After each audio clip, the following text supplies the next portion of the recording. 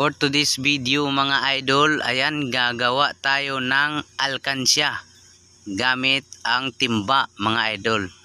So yan mga idol, nakikita nyo mga idol, ilalagyan natin ng sealant ang takip ng ating timba para hindi ito mabuksan pagka naisara natin.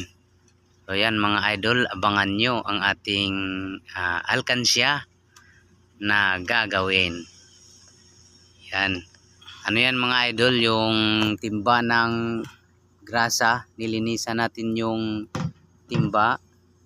So ayan, tapos na siya paglagay ng sealant. So ngayon mga idol is atin namang ikakalat yung grasa para maano siya, lahat malagyan, para hindi mabuksan yan mga idol, didikit yan. Yan. Ayan. Gagawa tayo mga idol ng timba na alkansya dahil meron tayong pag-iipunan yan mga idol. Hintayin nyo lang ang pagbukas nyan. Bubuksan natin yan siguro is February. Ganun mga date. Yan, titingnan natin kung ilan talaga laman. So ayan, tatakip na natin mga idol. Diniin. Hindi natin mabuti. Meron na yung butas sa gitna mga idol. Nilagyan ko na ng butas. Okay. Diin. Yun. So yan, tapos na. Ito, tapos na. Meron na tayong alkansya na timba. So ayan. Alam na natin kung ano ang sunod nating gagawin diyan mga idol. Ang gagawin natin is kukuha na tayo ng mga barya. Yan, kuha tayo ng barya mga idol para ilagay natin dyan sa timba. So yan, ito na mga idol, nakakuha na tayo ng mga barya. Andyan na. Yan, bilang muna. Meron tayong mga idol, ang ilagay natin dyan is 20, 5 o kahit peso.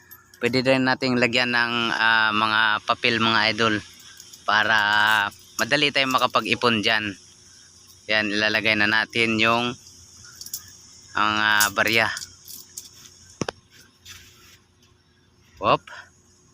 Kukuhanin natin yung papel. Lalagyan din natin ng papel yan mga idol.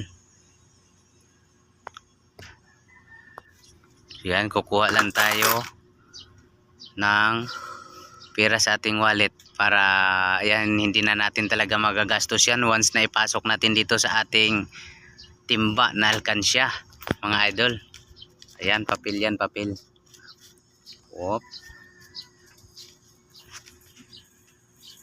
200 mga idol, 100, saka may 50. So yan mga idol, tutupiin natin siya at ilagay natin dito sa ating timba na alkansya. So ayan na mga idol. Yan, umpisahan na natin ang paglalagay. Ayan na. Ayan. Hintayin na natin na dadami yung ipon natin mga idol.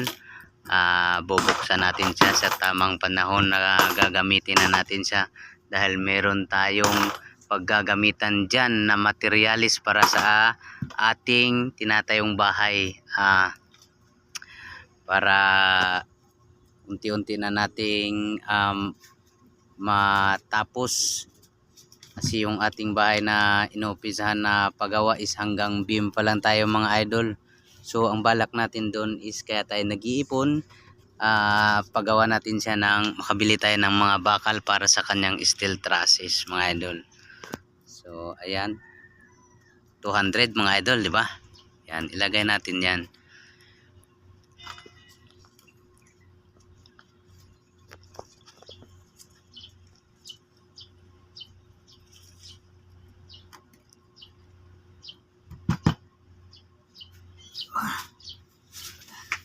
So ayun na mga idol, tapos na ating paglalagay. Yan, God